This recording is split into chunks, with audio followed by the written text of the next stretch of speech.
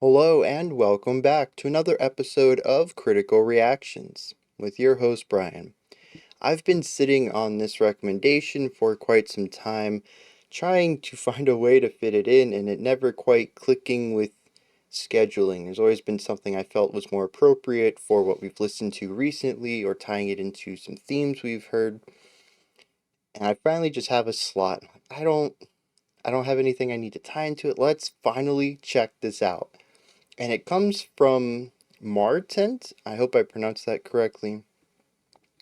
It's a really long comment, so I'm not going to put it down there.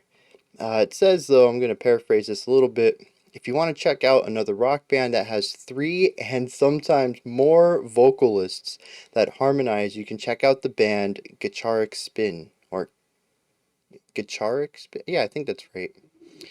There are 6 members nowadays, and 3 of them do vocals regularly. Says I can probably see this with 4 or 5 people singing at once in a live version of I Wish I, which isn't what we're checking out today, but we might do it soon. Music's difficult to describe. They have a lot of influences: jazz, funk, progressive rock, pop. Most of it, though, has interesting bass work in it. The track that was suggested as a starting point, though, which is what we're checking out, is MindSet. It doesn't have the 3-part harmonies in it, but it does show off plenty of the vocal work, and they think that the sound would be right up my alley. So that's what we're going to be looking at today. Gacharic Spin, Gacharic Spin. I don't know how that's supposed to be pronounced. It's not a real word. I went and looked it up. All right, let's dive into this and see what they're bringing to the table with MindSet.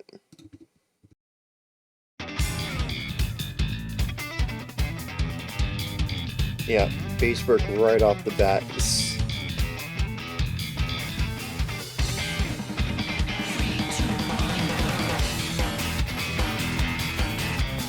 Oh, that is super funky.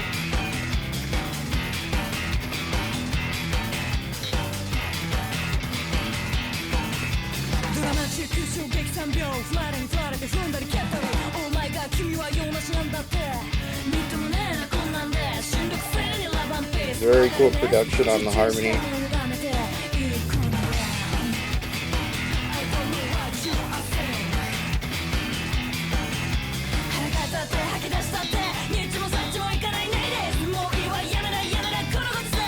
Super funky guitar work off to the right.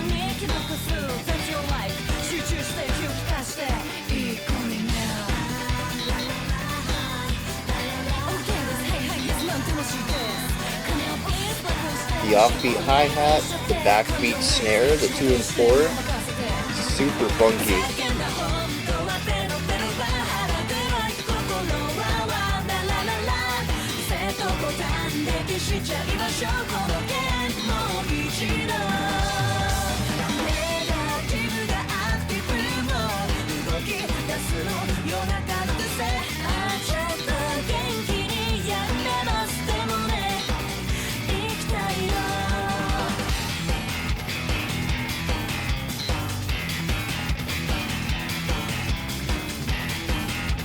Really cool hocket between the guitar and the bass right here as well.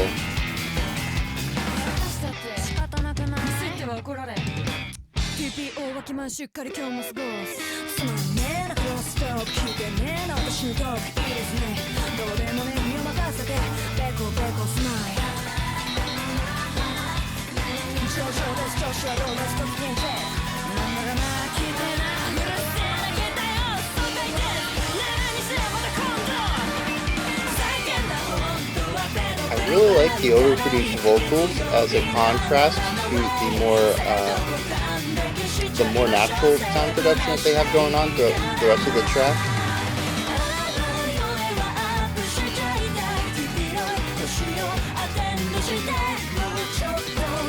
Just a super catchy melody right here.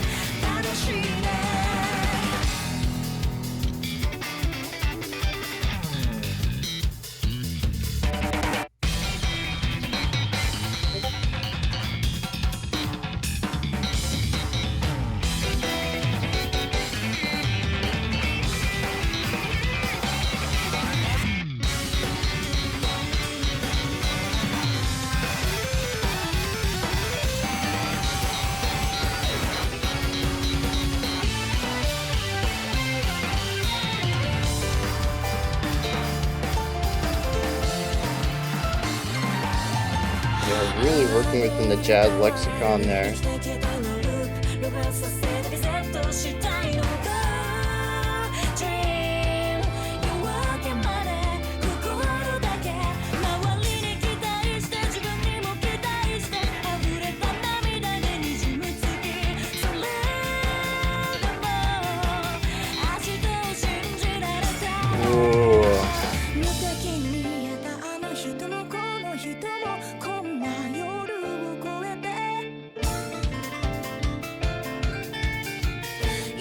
That's a fun timbre coming off the keyboard.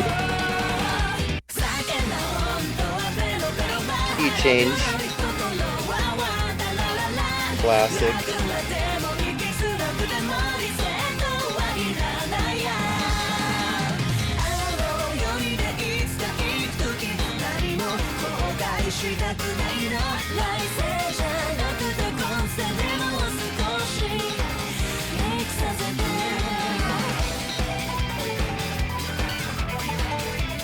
Really spicy ideas right here.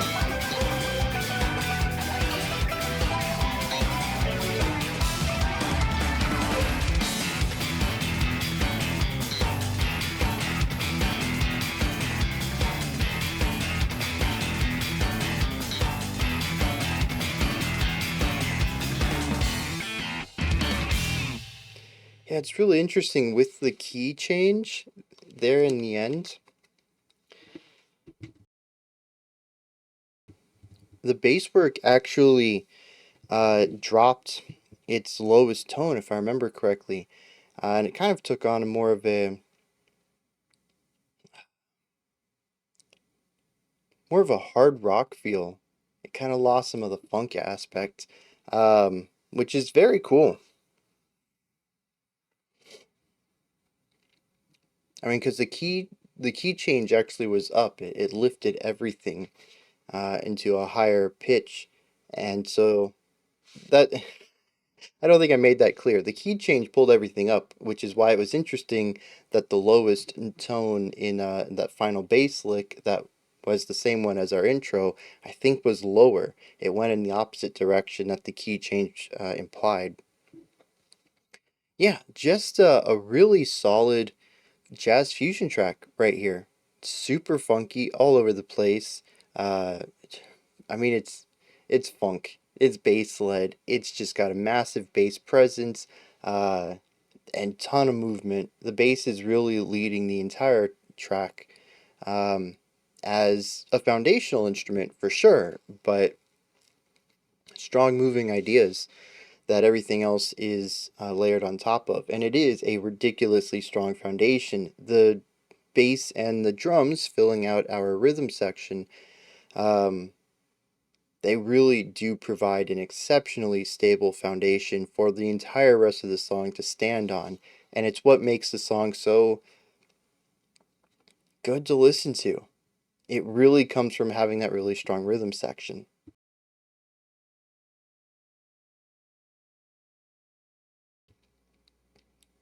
Now, something very important to this is syncopation. This is a funky track. Everything that the bass does is syncopated. Everything that the guitar does is syncopated. Even our drums, giving us the frequent offbeat hi-hat sound, is a syncopation technically, even though it's a rigid syncopation. It's the same distance every time. It is syncopated against the beat itself.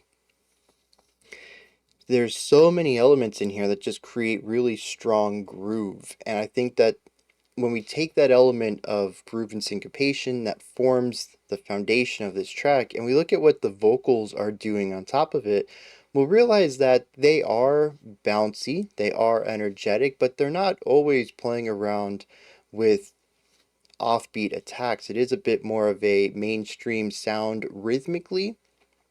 And I think that this juxtaposition between the highly dynamic foundation and the more traditionally structured melody line that sits on top of it is what drives a lot of this forward. Not only the diversity between the two of them, creating an additional layer of complexity, but the fact that you can feel the groove underneath and then latch on to the sound on top that you're going to be focusing on, that the spotlight is showcasing, and find something very palatable and comfortable in.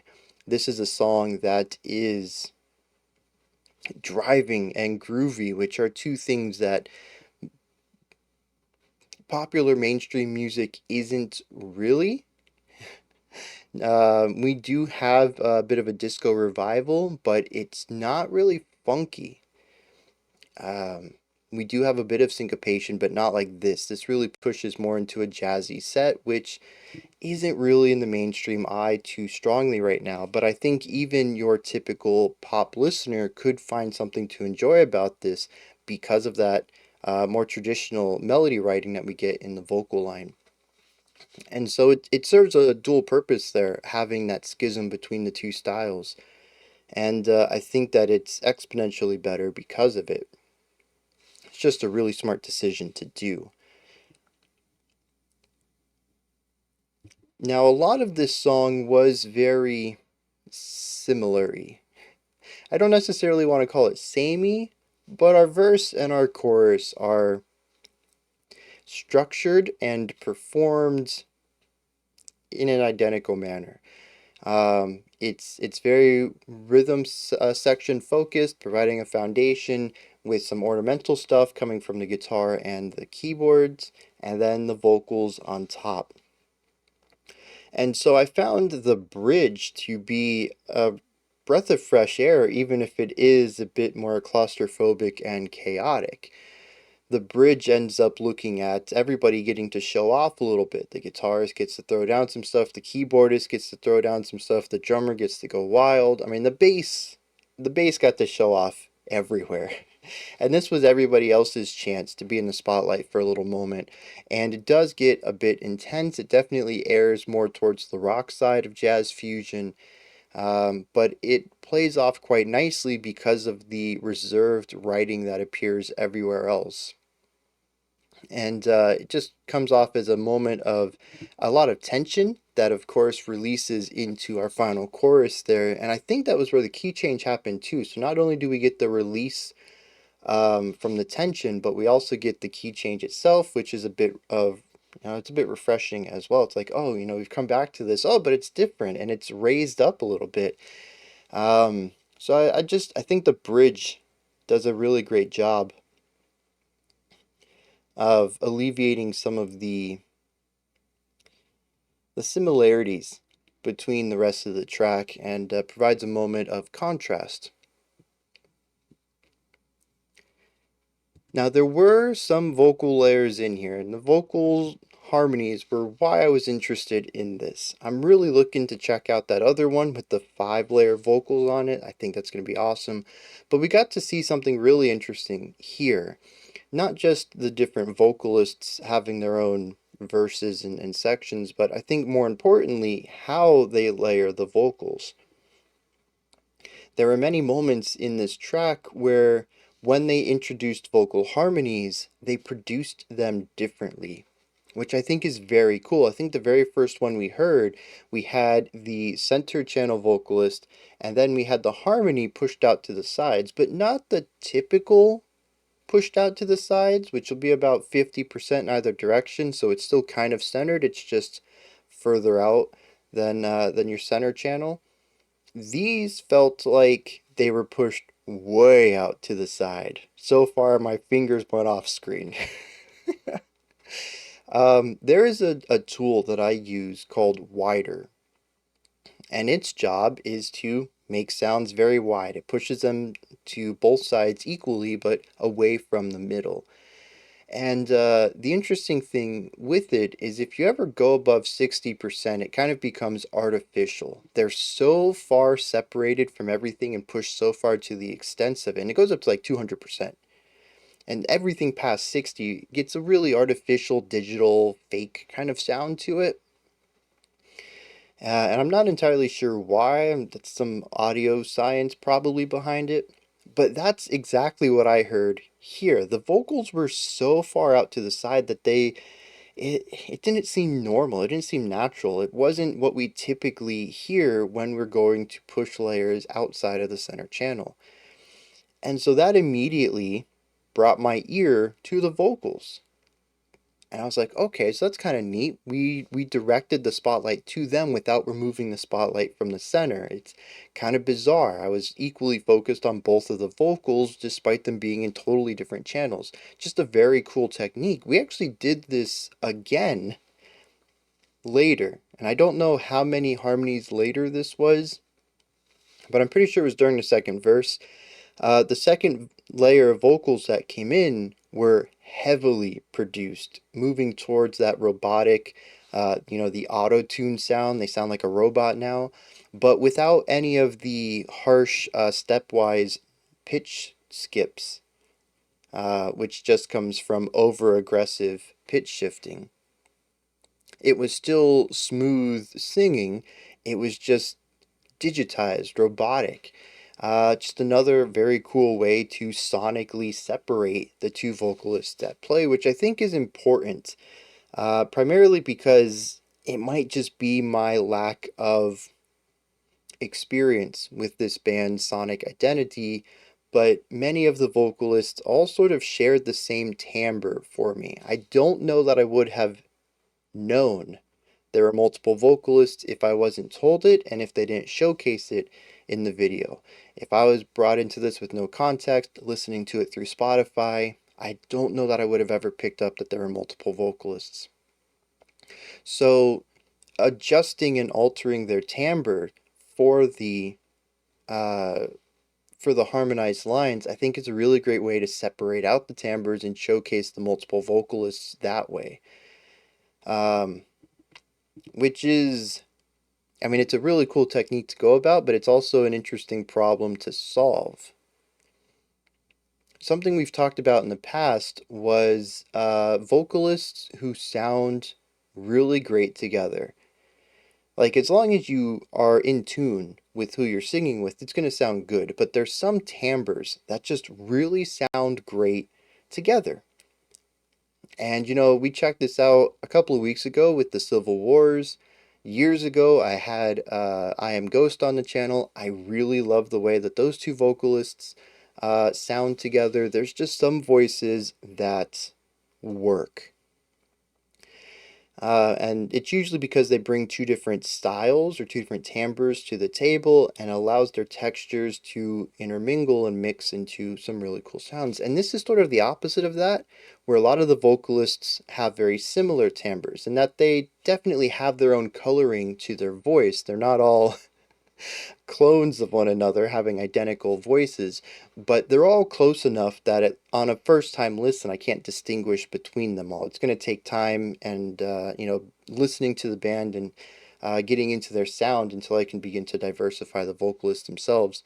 And so, what do you do when you have multiple vocalists, but they kind of blend into a univoice if you put them together on a recording? And I think having production to help separate things out is a wonderful way to go about doing it.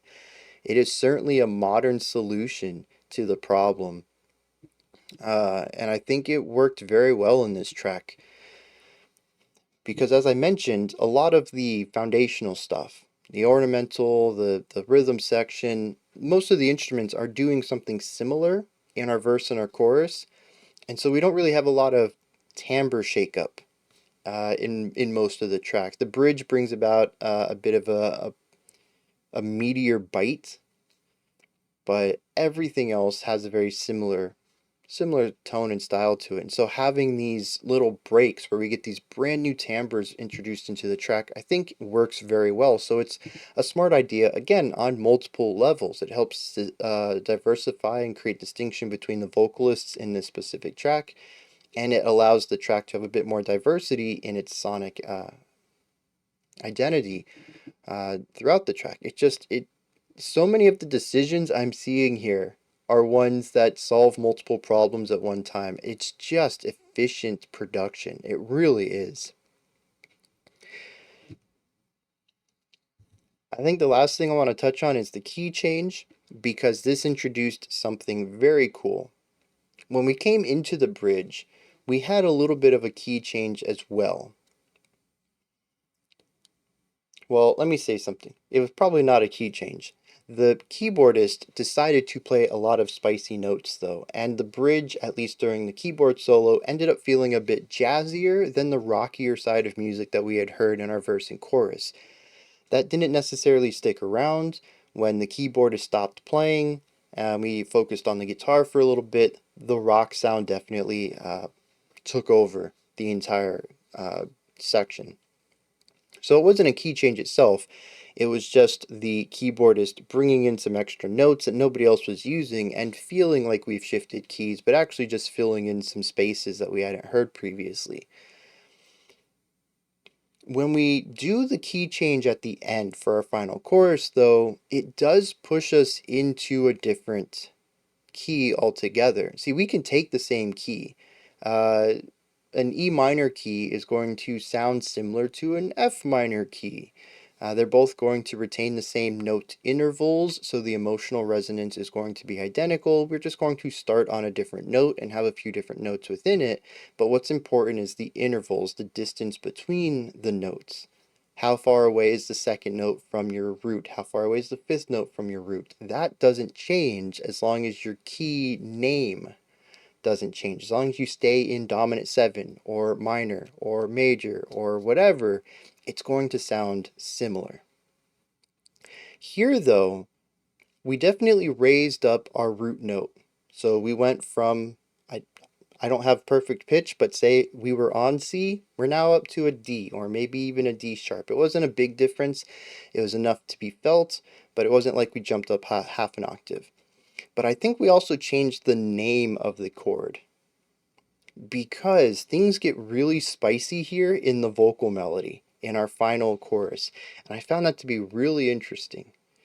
It brought in a lot of jazzy dissonance to it that adds in just a hair bit of tension, which is very odd because usually when you have a sound like this, you have a band and you're going into your final chorus, usually the point of a key change is to, one, it just might be a pitch shift. You just want to play higher, you want to sing higher, you want to get the extra range out and bring everyone up. But usually it's to create some resolution that wasn't present in the original chorus. And here we actually brought about less resolution, or it still resolved fine. So I guess technically the phrase I'm looking for is more contrast, more dissonance, more tension this time around. It is a chorus that I don't think would have worked throughout the entire song, but absolutely delivered as an ending sound.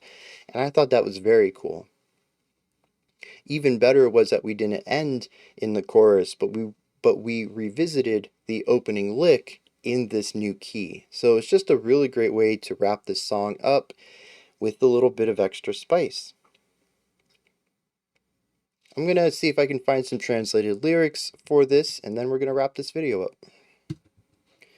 Alright, so I found some really cool lyrics on Reddit, of all places, on the official Gacharic Spin subreddit. It's kind of all over the place. It is scatterbrained, it is stream of consciousness. There is a general idea, a theme behind everything, but line to line, they don't really link up in any way that makes sense to me.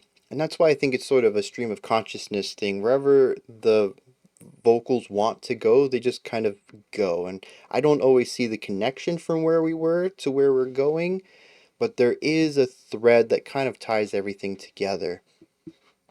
And it just seems to be completely disillusioned with modern living, of the current state of things, and not being able to find joy in what everybody seems to tell you is what you're supposed to do in life, and trying to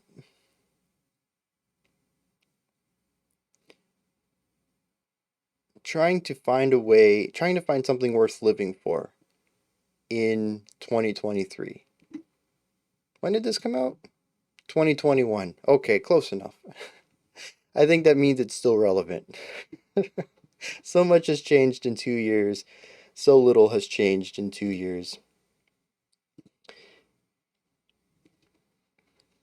The chorus says, "Stop screwing with me, you're just paying lip service. I'll run away from this dreary Monday. Let's erase everything with this reset button. I don't need to save. I wish I could teleport to another world. Maybe on that yellow planet I'd be attended to. If I could love myself just a little, I'm sure I'd be happy." It's about trying to find that thing that makes life worth living and discovering that everybody's just kind of fake. Everybody's on autopilot. One of the verses said, "I screwed up. I got yelled at for a mistake. Let's remember the time and place for everything today. Small talk is so dull. No one listens to what I'm saying. That's great. Just means whatever. Are you well? How are you doing? That pleasantry check. What's up with that?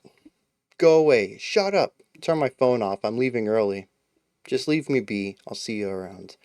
Like I said, it's this very stream of consciousness stuff, but like you can kind of feel that this person is sort of just checking out from life. Everything just seems to be aggravating them, and they can't find the purpose. They make a mistake, people get on their case, other people try to make small talk. No one really listens to what they say. It's all about these little pleasantries. They're just trying to find something real, I think, which is, man, that is one of the most like pop punk emo takeaways on this, but they're looking for something real in this world, and they're having difficulty finding it, and because of that, it kind of leaves them feeling a little less than. At one point, they say this loop of "I want to live" and "I want to disappear." It goes back and forth every second. I'm not entirely sure what all the lyrics are, and I've completely skipped over the first verse, but it all sort of goes in that direction. It's about kind of having low self-esteem at times, and other times finding something really worthwhile, and, well, kind of sitting in between those two highs and lows most of the time, not really knowing where things are at. I do like this one section though. It says, "That's it. I'm fed up with this century. What a bummer. Just message me online. I can just leave you on read anyways, 'cause this life is a chore." Man, what a few lines there. So I think it's really interesting, though, that this type of pessimism is what is being explored lyrically, about not being able to find purpose in life, but really wanting to, and sort of teetering in between wanting to be seen and wanting to disappear, kind of being fine with no one knowing you exist.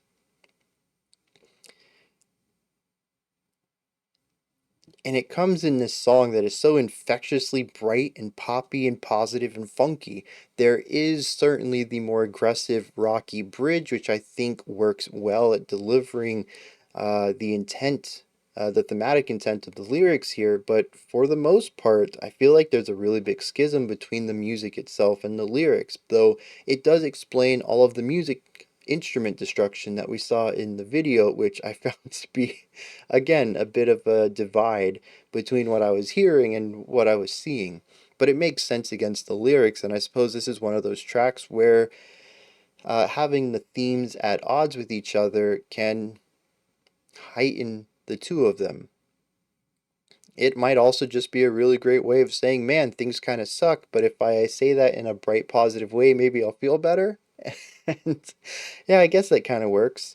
I mean, that's kind of the whole pop emo thing, was that it was fun to listen to and fun to sing, but kind of depressing when you got into the lyrics. And there's certainly something to that.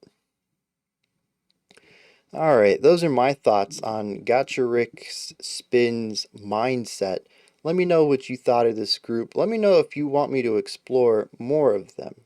Like I said, that other one, four or five vocal lines simultaneously, that's got my ear. That's got my attention. I might have to do that anyways, but if there's a lot of support for it, I might bump that up, try to do it earlier than later. Give me your thoughts, opinions, perspectives, any of it, down in the comment section. Let me know what you thought of them. Above that, in the description box, you'll find a link to Linktree. It takes you to this. You can find links to my music, ways to support the channel, a link to the Discord server, and so much more. Above that, if you could, like, subscribe, and ring the bell. I greatly appreciate all three of those. Alright, we do have a special selection coming up next, and this week is all going to be special selections. If you haven't seen the schedule, for a completely business reason, we're going to be burning through them for a little bit, trying to catch up. So if anybody's been waiting and they see their name on the list pretty far down, a couple months out, we're going to be caught up real quick. You're going to get a return on that donation pretty quickly. Yeah, so we'll do that. And we'll also be back tomorrow, 5 p.m. Eastern Standard Time, 9 p.m. UTC. Check out some more special selections. Until next time, remember to be critical, not cynical of the music you listen to, and have a fantastic morning, afternoon, or evening, whenever you choose to watch my videos.